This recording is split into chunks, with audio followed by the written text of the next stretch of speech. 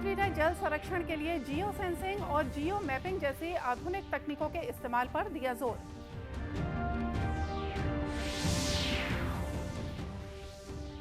मुख्यमंत्री से मुलाकात के दौरान प्रधानमंत्री ने छत्तीसगढ़ के मिलेट्स मिशन की प्रशंसा की। राज्य में खोले जा रहे हैं मिलेट्स कैफे।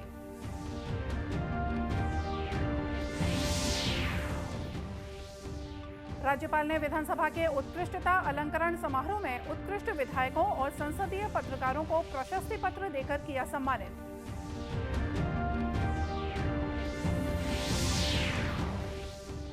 और प्रधानमंत्री आवास योजना से कोरिया के 10,000 गरीबों को मिला पक्का मकान।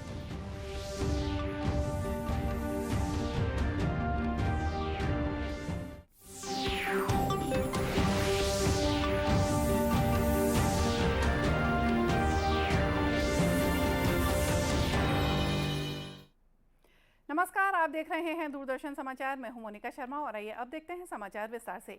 प्रधानमंत्री नरेंद्र मोदी ने भोपाल में पहले अखिल भारतीय वार्षिक राज्य मंत्री स्तरीय जल सम्मेलन को वर्चुअल माध्यम से संबोधित किया।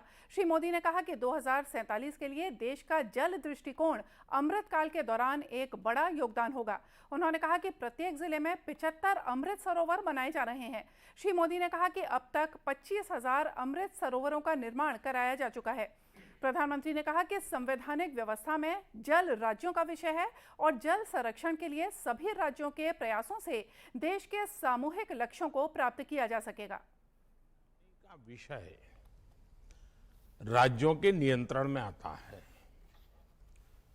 जल संरक्षण के लिए राज्यों के प्रयास देश के सामूहिक लक्ष्यों को प्राप्त करने में बहुत सहायक होंगे। ऐसे में वाटर विजन एट 2047 अगले 25 वर्षों की अमृत यात्रा का एक महत्वपूर्ण आयाम है। साथियों, इस सम्मेलन में होल ऑफ द गवर्नमेंट और होल ऑफ द कंट्री इसके विजन को सामने रखकर चर्चाएं होना बहुत स्वाभाविक और आवश्यक भी है। होल ऑफ गवर्नमेंट का एक पहलू ये भी है कि सभी सरकारें एक सिस्टम की तरह, एक ऑर्गेनिक एंटिटी की तरह काम करें। श्री मोदी ने जल संरक्षण के लिए जियो सेंसिंग और जियो मैपिंग जैसी आधुनिक तकनीकों के इस्तेमाल पर जोर दिया। अखिल भारतीय राज्य मंत्री सम्मेलन का आयोजन जल शक्ति मंत्रालय ने किया है। इस सम्मेलन का विषय है वर्ष 2047 के लिए जल दृष्टिकोण। मुख्यमंत्री भूपेश बघेल ने राज्य के विधायकों के लिए मिलेट्स लंच का आयोजन किया। इस दौरान मुख्यमंत्री सहित विधायकों ने कोदो, कुटकी और रागी जैसे मिलेट से तैयार व्यंजनों का स्वाद लिया। इस दौरान मुख्यमंत्री ने कहा कि साल 2023 मिलेट वर्ष के रूप में घोषित हुआ है। पिछले वर्ष हमने 52,000 क्विंटल कोदो, कुटकी और रागी की खरीदी की है। छत्तीसगढ़ एकमात्र राज्य है जो समर्थन मूल्य पर कोदो, कुटकी और रागी की खरीदी कर रहा है। इससे किसानों को भी लाभ हुआ है, साथ ही उत्पादन भी बढ़ा है। श्री बघेल ने बताया कि हाल ही में प्रधानमंत्री ने छत्तीसगढ़ के मिलेट्स मिशन की प्रशंसा की है और उन्होंने रायपुर में मिलेट्स कैफे खोलने की सलाह भी दी थी। इसके बाद नया रायपुर स्थित मंत्रालय में मिलेट्स कैफे शुरू किया जा रहा है। उन्होंने कहा कि संभागीय सीमार्ट केंद्रों में भी मिलेट्स कैफे खोले जाएंगे। सरकार से कोदो, कुटकी, रागी का उत्पादन कर रहे हैं और मैंने उनको बताया कि छत्तीसगढ़ में अभी सबसे बड़ा मिलेट्स प्लांट लगा है, जिसकी शुरुआत पिछले 3 महीने पहले ही हम लोगों ने किया है। उसमें 22 प्रकार की सामग्रियां बन रही है जो देश और विदेश में भी इसकी डिमांड है। तो उन्होंने मुझे कहा कि मिलेट्स कैफ़े शुरू करना चाहिए। तो उनके आग्रह को ध्यान में रखते हुए हम लोगों ने मंत्रालय में अब मिलेट्स कैफ़े की शुरुआत की जाएगी और हम लोग इस मामले में भी विचार कर रहे हैं कि हमारी जितने भी संभागीय स्तर की सीमार्ट है वहाँ भी एक काउंटर खोलेंगे ताकि हमारे बहुत सारे उत्पादन हैं, जैसे तिखुर है, तिखुर का सेक, उसके कुल्फ़ी और बहुत सारी चीज़ें हैं जो तत्काल उपयोग में लाया जा सकता है। उन सब चीज़ों के भी मिलेट्स कैफ़े में उसको रखेंगे। आपको बता दें कि राज्य शासन द्वारा 1 दिसंबर 2021 से मिलेट्स मिशन प्रारंभ किया गया है, जिसका प्रमुख उद्देश्य प्रदेश में मिलेट्स यानी कोदो, कुटकी, रागी और ज्वार आदि की खेती, प्रसंस्करण और उपयोग को बढ़ावा देना शामिल है। इसका उपयोग कुपोषण के लिए दूर करने में भी किया जा रहा है। इसके तहत मिड डे मील्स में भी मिलेट्स को शामिल किया गया है। राज्यपाल अनुसुईया उइके ने उत्कृष्टता अलंकरण समारोह में उत्कृष्ट विधायकों और संसदीय पत्रकारों को प्रशस्ति पत्र देकर सम्मानित किया। समारोह की अध्यक्षता विधानसभा अध्यक्ष डॉक्टर चरणदास महंत ने की। अति विशिष्ट अतिथि के रूप में मुख्यमंत्री और विधानसभा उपाध्यक्ष उपस्थित थे। राज्यपाल ने अलंकरण समारोह को संबोधित करते हुए सम्मानित सदस्यों और पत्रकारों से कहा कि आप सभी निरंतर जनता के प्रति अपने दायित्वों का निर्वहन करते हुए उत्कृष्टता के पथ पर आगे बढ़ें। राज्यपाल ने कहा कि कार्यक्षेत्र कोई भी हो, उत्कृष्टता कड़ी मेहनत का परिणाम ही होती है। राज्यपाल ने कहा कि देश या राज्य की निरंतर प्रगति और विकास के संदर्भ में सत्ता पक्ष और विपक्ष का दृष्टिकोण एक होना चाहिए। आपसी समझ और परस्पर विश्वास की नींव के आधार पर ही जन कल्याण का लक्ष्य प्राप्त किया जा सकता है। राज्यपाल ने खुशी जाहिर करते हुए कहा कि हमारी विधानसभा में दोनों पक्षों के मध्य विभिन्न मुद्दों को लेकर समय समय पर सार्थक चर्चा हो रही है और जनहित से संबंधित विषयों पर मिलकर नीतियां बनाई जाती हैं। इसी प्रकार सभी को मिलकर प्रदेश की जनता के हित, उनके अधिकारों और विकास के लिए सतत रूप से प्रयासों को जारी रखना होगा।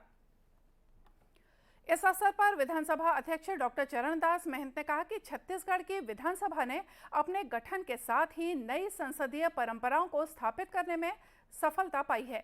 वहीं मुख्यमंत्री ने कहा कि अपनी उत्कृष्टता को साबित करना और कार्य के लिए सम्मान मिलना जीवन की बड़ी उपलब्धि होती है और यह सम्मान विधानसभा में मिले तो ये बहुत बड़ी बात है। इस मौके पर विधानसभा की वार्षिक डायरी और कैलेंडर का भी विमोचन किया गया। उल्लेखनीय है कि वर्ष 2021 के लिए उत्कृष्ट विधायक के रूप में पक्ष से संतराम नेताम को सम्मानित किया गया। इसी तरह विपक्ष से अजय चंद्राकर को सम्मान के लिए चुना गया था। उत्कृष्ट संसदीय पत्रकार के लिए यशवंत धोटे और इलेक्ट्रॉनिक मीडिया में उत्कृष्ट संसदीय पत्रकार पुरस्कार के लिए जुल्फिकार अली और कैमरामैन शशिकांत वर्मा को सम्मानित किया गया। और आइए अब लेते हैं एक छोटा सा ब्रेक।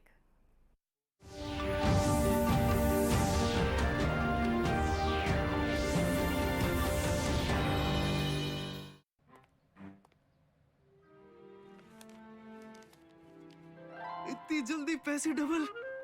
ओ, जमा करोगे तो फिर भुगतोगे। क्या लो, ऐसी लुभाने वाली स्कीम में पैसे जमा करना यानी धोखे की संभावना। इसलिए पहले पूरी जांच, उसके बाद पैसे जमा, नहीं तो आपके पैसे हो जाएंगे फुर्र। आरबीआई कहता है जानकार बनिए, सतर्क रहिए।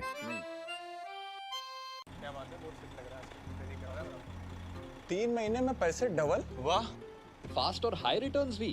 क्या स्कीम है? कल तो नहीं थी यहाँ। और कल होगा भी नहीं।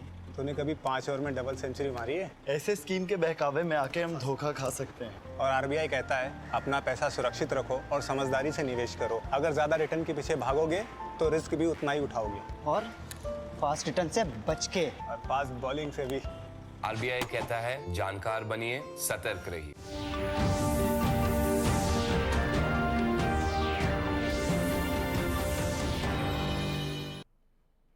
ब्रेक के बाद एक बार फिर से स्वागत है आप सभी का दूरदर्शन समाचार में। प्रधानमंत्री आवास योजना के तहत देश के गरीब और जरूरतमंद परिवारों का भी पक्के मकान में रहने का सपना पूरा हो रहा है। प्रदेश में भी ये योजना सफलतापूर्वक चलाई जा रही है। यहाँ के भरतपुर विकासखंड में योजना का लाभ लेकर ग्रामीणों ने पक्के मकान बनाए हैं। हितग्राहियों का कहना है कि पहले कच्चे मकान में रहने से उन्हें बारिश में बहुत सारी दिक्कतों का सामना करना पड़ता था, लेकिन अब पक्का मकान हो जाने से कोई परेशानी नहीं रह गई है। तो कच्चा मकान में रहते रहे हैं, बहुत मतलब ये है कि ये आवास मिल गया है तो पक्का बना लिए हैं तो परिवार सहित रहते हैं। मेरा नाम उर्मिला सिंह है और टूटे फूटे घर में पहले रहती थी। बरसात की वजह से मतलब छूता था, बच्चे परेशान होते थे, मैं भी परेशानी में मतलब थी। और शासन ने मतलब कुछ हम अपना पैसा लगा करके और शासन ने सहयोग दिए तो हम अपना घर बनवाए और अब कंप्लीट साफ़ सुथरा मतलब खुश परिवार हम सब लोग अच्छे से रहते हैं। कच्चे घर में मेरा नाम अफरोज है। मैं पहले कच्चे घर में टूटे फूटे में रहती थी। अब मेरे को सरकार द्वारा अच्छा घर, पक्का घर मिल गया है। हम सब बच्चे लड़कों के साथ खुशहाल रहते हैं। जिला पंचायत सीईओ नम्रता जैन ने बताया कि योजना के तहत 10,000 हितग्राहियों को 26 करोड़ रुपए की राशि जारी की गई है। 26 करोड़ राशि जारी की है और इससे 10,000 हितग्राही लोग लाभान्वित हुए। और जैसा कि आपने देखा, हितग्राहियों को हम 4 किश्तों में राशि देते हैं। उसके अलावा भी वो अपना अमाउंट लगा के घर को अच्छे से बनाने का कोशिश करते हैं। तो हमारी ये जो योजना है ये काफ़ी सक्सेसफुल है। गरीबों को रहने के लिए छत मिल रहा है और उससे वो अपने साथ अमाउंट लगा के उसको बेहतर रूप से और अपने घर को बना पा रहे हैं। सीईओ ने बताया कि योजना के तहत हितग्राहियों को राशि 4 किश्तों में दी जाती है। अखिल भारतीय साहित्य परिषद एवं हरि ठाकुर स्मारक संस्थान के द्वारा साहित्यकार लोचन प्रसाद पांडे स्मृति व्याख्यान माला का आयोजन रायपुर में किया गया। व्याख्यान माला में वक्ताओं ने स्वर्गीय पांडे के साहित्यिक, ऐतिहासिक और पुरातात्विक आवेदनों को स्मरण कर श्रद्धांजलि दी। अध्यक्षीय उद्बोधन कुलपति कुशाभाऊ ठाकरे पत्रकारिता विश्वविद्यालय बलदेव भाई शर्मा ने किया। उन्होंने कहा कि भारतीय समाज को आत्महीनता से ऊपर उठकर स्व को पहचान कर आगे बढ़ना होगा, जिसकी प्रेरणा लोचन प्रसाद पांडे देते हुए दिखाई देते हैं। व्याख्यान माला को डॉक्टर चितरंजन कर, राहुल सिंह और डॉक्टर लक्ष्मी शंकर निगम ने भी संबोधित किया। परिषद के छत्तीसगढ़ प्रांतीय प्रमुख प्रभात मिश्रा ने कार्यक्रम के उद्देश्यों के बारे में दूरदर्शन को जानकारी दी। लोचन प्रसाद पांडे जी की आज 4 जनवरी को जयंती है और इस जयंती के अवसर पर अखिल भारतीय साहित्य परिषद एवं हरि ठाकुर स्मारक संस्थान की संयुक्त तत्वावधान में यह कार्यक्रम रखा था। इस कार्यक्रम में लोचन प्रसाद पांडे जी के जो विविध पहलू जिसमें उनकी भागीदारी रही है। इस अवसर पर अंचल के साहित्यकार भी मौजूद थे। और अब बात करते हैं मौसम की। बंगाल की खाड़ी में बने सिस्टम के कारण प्रदेश में नम हवाएं आ रही हैं, जिससे यहां अनेक स्थानों पर बादल छाए हुए हैं और हल्की बारिश हो रही है। मौसम विभाग के मुताबिक प्रदेश में शीतलहर की स्थिति बनी हुई है। सभी संभागों में कोहरे का असर है। दिन के तापमान में काफी गिरावट भी दर्ज की गई है। मौसम के मिजाज में अचानक परिवर्तन होने से जनजीवन भी प्रभावित हुआ है। इसे देखते हुए प्रशासनिक अधिकारियों ने राहत के इंतजाम किए हैं। सार्वजनिक स्थानों में रात के समय अलाव की व्यवस्था की गई है। साथ ही रैन बसेरों को भी ठंड के हिसाब से तैयार किया गया है। कोरबा जिले में भी शीतलहर को देखते हुए कलेक्टर संजीव झा ने आगामी 7 जनवरी तक स्कूलों में अवकाश घोषित किया है। वहीं कलेक्टर और नगर निगम आयुक्त प्रभाकर पांडे रात में रेलवे स्टेशन और बस स्टैंड का निरीक्षण कर ठंड से बचाव का जायजा ले रहे हैं। कलेक्टर ने बताया कि निराश्रितों के साथ ही मुसाफिरों को भी रात में ठंड से बचाव के लिए रैन बसेरों में ठहराया जा रहा है। टेम्परेचर कम हो गया है और शीतलहरी चल रही है पिछले 2 दिनों से। तो ऐसी स्थिति में हम लोग अभी निकले हुए हैं कि रात में जो लोग कहीं बाहर में हैं, बेसहारा हैं, वृद्ध हैं या कोई ऐसा लावारिस टाइप के लोग जो बाहर खुले में तो नहीं रह रहे हैं, तो उनको हम उठवा करके रैन बसेरा में भिजवा रहे हैं। उनको कंबल वितरण किया जा रहा है, क्योंकि खाने की व्यवस्था नहीं, तो खाने की व्यवस्था ये भी हम लोग देख रहे हैं कि नगर निगम का जो अलाव है वो जगह जगह जल रहा है कि नहीं। इसके लिए भी हम लोगों ने रेलवे स्टेशन, पुराने बस अड्डा, नया बस अड्डा और भी ऐसे खुले जो जगह हैं जहाँ संभावित हैं कि बड़े पैमाने पर लोग रह सकते हैं, तो वहाँ पर हम लोग अभी देखे हैं।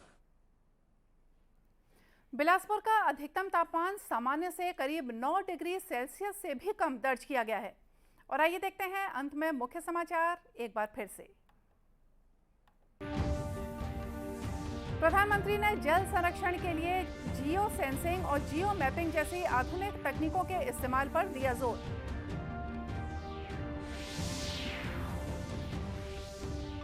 मुख्यमंत्री से मुलाकात के दौरान प्रधानमंत्री ने छत्तीसगढ़ के मिलेट्स मिशन की प्रशंसा की। राज्य में खोले जा रहे हैं मिलेट्स कैफे।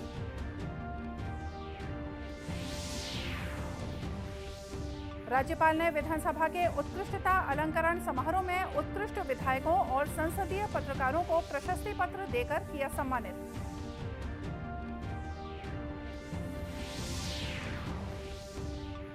और प्रधानमंत्री आवास योजना से कोरिया के 10,000 गरीबों को मिले पक्के मकान।